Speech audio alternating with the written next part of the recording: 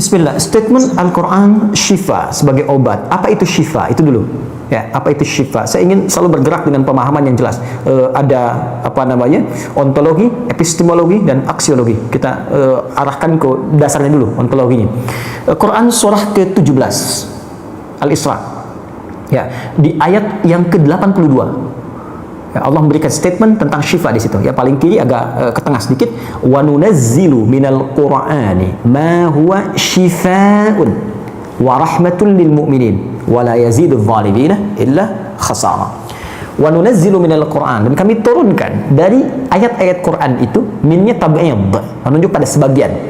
Jadi nanti ayat Quran itu punya banyak keutamaan. Setiap ayatnya itu keutamaan pedomannya ke A, keistimewaannya bisa A, nanti yang lain bisa B, bisa C. Ada terkait dengan penyakit, ada terkait dengan kesuksesan, ada terkait dengan karir, dengan macam-macam.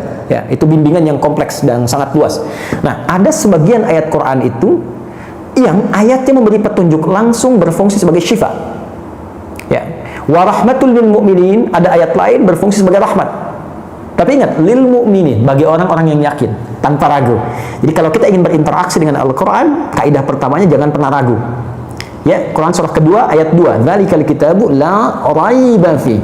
Semua isi Al-Quran akan jadi petunjuk hudan lil muttaqin, bagi orang takwa. Syaratnya la raiba fi, jangan ragukan sedikit pun. Anda ragu, Anda tidak mendapat manfaatnya. Oke, sekarang kita kembali. Apa itu syifa? Syifa sering diterjemahkan dengan obat. Ya, penawar. Syifa sesungguhnya punya arti yang lebih luas. Ya, obat itu di dalam Al-Quran, bahasa diksi Al-Quran, juga hadis, bahkan standar bahasa Arab biasa, itu setidaknya punya dua, ya, diksi dari dua kasus yang terjadi. Ya. Satu begini, jika penyakit ya, yang butuh obat, penyakitnya itu berupa penyakit fisik saja, secara fisikal. Misal, saya katakan misalnya sakit gigi, fisik ya, fisik saya yang kena. Kemudian sakit perut, sakit kepala. Itu penyakitnya disebut dengan daun. Daun. Oke? Penawarnya, obatnya disebut dengan dawaun. Ini. Baik kan? Ya. Karena itu ada kalimat begini yang disandarkan pada Nabi SAW, likulli da'in dawa'un. Di setiap penyakit fisik itu mesti punya keyakinan pasti ada obatnya. Jelas ya? Nah, yang kedua, ada jenis penyakit terkait dengan fisik juga, tapi sudah melewati batas-batas dawa. Jadi ini menggunakan obat medis standar, ya, ini susah. Bahkan sebagian mengatakan, dokter mengatakan, wah ini nggak bisa nih, udah give up gitu kan? It's impossible, ini nggak mungkin, ya. Jadi sudah give up di sini, ini udah nggak mungkin kan? Nah, atau yang kedua, penyakitnya tidak terkait dengan fisik secara langsung, tapi ada yang terkait dengan aspek-aspek psikal, ya. Secara psikologis, penyakit hati, iri hati, dengki, dan dendam, dan itu juga berpengaruh kepada fisik, tapi sudah melampaui batas fisik. Orang iri hati kan fisiknya terganggu, gak enak makan, kan? Ya, pusing, tidur, bahkan tidur pun masih nggak enak, ngigonya juga masih, dengki juga, gara-gara kamu nih tidur. masih keluar kalimat itu, ya, nggak enak kan? Dan nggak mungkin berobat mencari dawa, nggak mungkin. Ya, silahkan cek ke rumah sakit, ada poli dendam, poli iri hati, nggak mungkin. Ya, yang ada poli gigi, poli mata, kan? Ya, poli iri hati, poli dendam, nggak ada, poligami nggak ada di rumah sakit. Anda nggak mungkin menemukan itu. Ya, nah, maka penyakit yang lebih lekat kepada aspek non fisik itu seringkali diistilahkan oleh Al-Quran dengan kata marad, namanya maradun. Ya, penyakit hati. Karena itu ketika Allah menyifati orang munafik yang hatinya bermasalah, Allah tidak menyebutkan kata daun, tapi menyebutkan kata marad. Silahkan cek di Quran surah kedua Al-Baqarah ayat 10, fi qulubihim marad. Ya, di dalam hati mereka ada penyakit. Hati yang di sini bukan hati fisik ya, ya, tapi sumber kehidupan kita. yang ditetapkan oleh roh. Nanti ketika fisik itu mulai sempurna selama 4 bulan jadi mudghah. Jadi kan ada 3 tahapan seperti kita ketahui, ya. Dari mulai di Al-Arba'in, kalau kita baca Al-Arba'in Al-Imam An-Nawawi, hadis nomor yang keempat, ya, Abdullah bin Mas'ud radhiyallahu ta'ala anhu qala Rasulullah SAW huwa as-sadiqul masduq inna ahadakum yujma'u fi batni ummihi 40 yawman nutfah. 40 hari pertama, ya, itu baru berbentuk penyatuan, perpaduan antara spermatozoa dengan ovum, thumma yakunu alaihi alaqah, kemudian misla dzalika alaqah, 40 hari kedua berbentuk zigot yang telah menempel di dinding rahim, thumma yakunu misla dzalika mudghah, 40 hari ketiga berbentuk mudghah, daging keratan. Bahkan sudah jadi bahasa sekarang, ya, di masa kan bahasan janin, ya, di kurikulum kedokteran saya lihat redaknya sama, mudghah, ya. Nah, dalam fase ini kemudian ditiupkan roh, ya, wa yursalu alaihimul malak, alaihil malak, dan diutus malaikat, wa yu'maru bikatbi arba'in, dan diperintahkan menetapkan 4 hal. Nah, saat ditiupkan roh ini, itu terjadi kemudian penyatuan antara fisik dengan roh. Itu ada di Quran surah ke-15, ya, ayat ke-28. Ya, wa idz qala rabbuka lil malaikati inni khaliqun basyaran min salsalin min hama'in masdud fa idza sawaituhu wa nafakhtu fihi min ruhi. Jadi roh masuk ke dalam jasad seseorang, ya, ke dalam fisik seseorang. Ketika sudah masuk, dia bisa bernafas, kan, ada kehidupan, unsur kehidupan. Karena itu nafas terambil dari bahasa Al-Qur'an. Jadi begitu kemudian sudah masuk roh ke dalam jiwa, menjadi nafas namanya, berubah dari roh jadi nafas, ya. Maka dia membawa 2 potensi, ya, ada fujur, ada takwa. Di Quran surah 91 ayat 7 sampai 10. Wa nafsi wa ma sawwaha fa alhamaha fujuraha wa taqwaha. Jelas, ya? Maka wa nafsi wa ma sawwaha, jika roh sudah masuk ke dalam jiwa jadi nafas, dan disitulah manusia bisa bernafas. Tapi jangan lupa dia membawa 2 potensi, ada potensi kebaikan, takwa, ada katalis kebaikan. Saya tidak mengatakan yang buruk, itu katalisnya. Jadi lawannya langsung, yaitu jujur lawannya dusta, ya, marah lawannya sabar. Yang sabar itu takwa, jujur itu takwa. Yang marah, yang sombong, yang bohong, itu namanya fujur, itu katalisnya. Di Allah menciptakan sifat marah bukan ingin membuat Anda pemarah, tapi ingin kemudian memacu supaya yang sabarnya muncul. Sebab kalau nggak ada marah, bagaimana bisa ada sabar? Itu cara membacanya.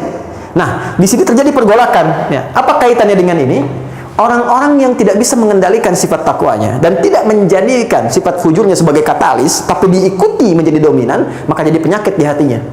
Itu yang disebutkan dengan marad namanya. Ya, itulah yang memunculkan penyakit riya, pamer, gitu kan? Sum'ah, ingin didengar orang, sombong turunannya, ya, kemudian dendam dan sebagainya. Ini marad. Marad ini dan penyakit yang sudah melewati batas fisik, kalaupun terkait dengan fisik, nggak ada obatnya dari dawa. Yang ada hanya syifa. Maka jika ada orang tertentu yang terkena penyakit fisik yang sudah di luar batas dawa, yang medis misalnya udah nggak bisa nih, ini nggak mungkin, maka beralihlah dari dawa ke syifa. Ini yang pernah dilakukan oleh Nabi Ayyub alaihissalam. Ketika diuji dengan penyakit, Allah contohkan langsung supaya kita bisa meniru. Bukankah ayat ini turun ketika Nabi diuji dengan penyakit? Ya, supaya memohon kepada Allah. Jadi kan Nabi Ayub kan divonis dengan penyakit yang tidak pernah diderita oleh orang sebelum beliau, tidak akan dirasakan oleh orang setelahnya. Yang paling menarik apa yang dilakukan? Ketika semua mengatakan nggak mungkin, lalu turun kemudian gambaran dari Allah. Quran surah ke-21 ayat 83 sampai 84. Wa ayyuba, pakai fathah loh, bukan dhamma, bukan kasrah. Ya, fathah itu menunjukkan sesuatu di masa lalu untuk dibuka bagi orang di masa depan. Ya, fataha itu dibuka. Itu ilmu lughahnya. Saya spesialisasi di bahasa Arab. Jadi di antara makna itu fathah, kenapa ada fathah, ada dhamma, ada kasrah, ada maknanya. Wa ayyuba, dan kami buka kisah Ayub di masa lalu sebagai inspirasi untuk orang di masa depan. Idnada rabbahu anni masanni yadhurru wa anta arhamur rahimin. Ketika beliau mulai meninggalkan opini manusia dan mulai kembali kepada Allah dengan sangat kuat untuk spesifik memohon kesembuhannya. Ya Allah, penyakit ini sudah mengganggu saya untuk ibadah. Itu poinnya. Untuk ibadah. Jadi ternyata kalau ingin disembuhkan dengan cepat, arahkan kesembuhan itu untuk niat kita beribadah. Kalau cuma pengen sembuh saja, jangankan Anda yang belum beriman pun kalau sakit pengen sembuh. Terus Anda tujuannya apa dari kesembuhan itu? Kalau cuma pengen minta dunia, apa dengan sakit belum cukup menjadikan Anda ingat Allah? Maka arahkan permohonan itu untuk kesembuhan supaya punya niat ibadah. Ya Allah, saya pengen sholat lagi. Ya Allah, saya pengen ke masjid lagi, pengen tahajud lagi. Mohon ya Allah, penyakit ini sudah mengganggu saya tahajud, saya pengen sholat lagi. Wa anta arhamur rahimin, sedangkan Engkau yang paling sayang kepada saya. Kalau yang Maha Penyayang saja tidak menyembuhkan kepada siapa lagi saya mesti memohon? Nggak tahu apa yang terjadi. Begitu kalimat itu muncul dengan penuh kekuatan, keyakinan, visi yang benar, memanggil Allah dengan panggilan yang sangat halus, lembut, ya, terasa ke dalam jiwa, maka jawabannya tidak menunggu lama. Fastajabna lahu fakashafna ma bi min dhurr wa atainahu ahlahu mithlahu ma'ahum rahmatan min indina wa dzikra lil 'abidin. Lihat ujung ayatnya. Kami langsung sembuhkan penyakitnya. Kami singkapkan semua rasa sakitnya. Kami kembalikan semua yang dia rasakan rugi. Biaya obatnya diganti dengan rezeki yang lain, kesulitannya dihilangkan, datangkan dengan yang lebih baik. Dan yang paling dahsyat, lihat ujung ayatnya. Wa dzikra lil 'abidin. Kami jadikan ini inspirasi, pengingat bagi hamba-hamba Allah yang soleh, yang diuji dengan penyakit yang serupa, maka amalkan amalan Ayub untuk mencari syifa. Ya, maka ini ikhtiarnya. Termasuk syifa, bisa mengobati penyakit hati. Nah, lalu sekarang apa terapannya? Karena disebutkan ada ayat-ayat Quran berfokus sebagai syifa. Ya, ini yang digunakan sebagai zikir diantaranya. Apa itu? Tadi saya sampaikan Al-Fatihah. Ya, itu lengkap. Al-Fatihah itu disebut syafiyah. Surah syafiyah, surat penyembuh. Silahkan Anda buka semua kitab tafsir. Di antara fadilah surah Al-Fatihah, kisah pertamanya adalah kisah seorang kepala suku di Arab yang digigit kalajengking. Bayangkan, kalajengking Arab pada saat itu, ya, dan sudah kena racun dan sulit, orang semua sudah give up, ini nggak mungkin. Ya, apa yang terjadi? Ditemukan sahabat Nabi, secara singkat diketahui, ditanya ada yang bisa menyembuhkan, mereka berkata Allah yang menyembuhkan, tapi kami bisa berikhtiar. Dipanggil mereka, dibacakan Al-Fatihah sekali bacaan, tanpa diulang-ulang, tanpa pakai alat-alat tertentu, tiba-tiba syufia disembuhkan sampai diberikan hadiah berupa beberapa kambing. Tapi mereka, mohon maaf izin, Ibu Rektor dan sebagainya, mereka khawatir jadi gratifikasi. Dibawalah kambing itu kepada Nabi, disampaikan, boleh nggak makan dari sini? Jawab Nabi-nya apa? Dari mana kalian tahu kalau surat itu bisa berfungsi menyembuhkan? Al-Fatihah. Tapi gimana cara baca Al-Fatihahnya? Karena dulu orang sekali baca sembuh, sekarang orang 1000 kali malah nambah penyakit. Apa yang salah? Nah, berarti nanti ada terapan lagi ilmu yang lain, kan?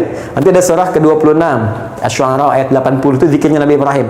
Biasanya saya praktekkan ini, ya, termasuk dengan kawan-kawan, saya suka sampaikan kalau ada yang dirasa-rasa sambil dipegang, sambil kembalikan kepada Allah, baca wa idza maridtu fahuwa yashfin. Kalau saya sakit pasti Allah sembuhkan. Gak mungkin dititipi penyakit kalau nggak ada hikmah di balik itu. Bisa pernah saya amalkan saat diundang saya ke Kalimantan untuk ceramah, tiba-tiba ceramahnya ba'da maghrib, sore hilang suara. Hilang. Sama sekali nggak ada. Ya begitu sholat, ya kita sama amalkan tadi dengan penuh keyakinan, minta ikhtiar juga, pakai fresh care gini, tapi kita minta, ya Allah, ya wa idza maridtu fahuwa yashfin. Kalau saya sakit pasti Allah sembuhkan. Nggak mungkin ditugaskan kalau Allah nggak berikan perangkatnya, pasti diberikan. Nah, tahu apa yang terjadi? Begitu ngimamin maghrib, suara keluar, serak-serak basah. Begitu tausiah, keluar sempurna.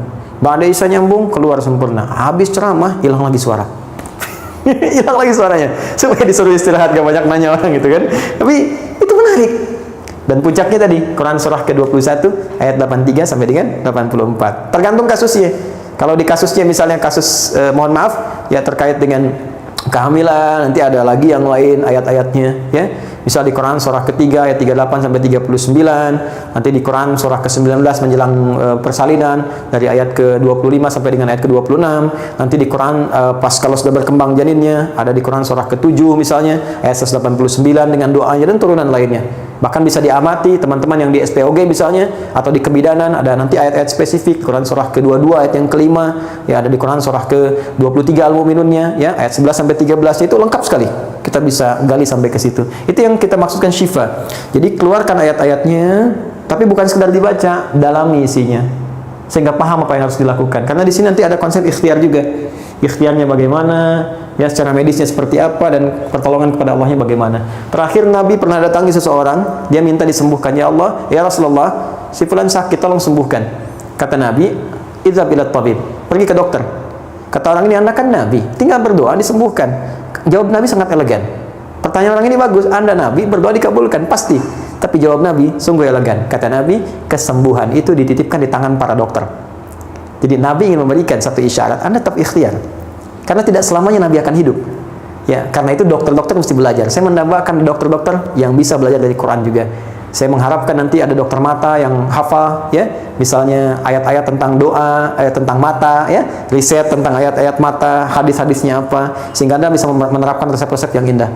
Ya, waduh, kenapa nih dok, mata saya nih nggak bisa dikontrol nih, sakit. Kenapa? Saya kalau ngelihat tetangga beli kulkas sakit, ini kan nggak bisa dikasih obat tuh ya.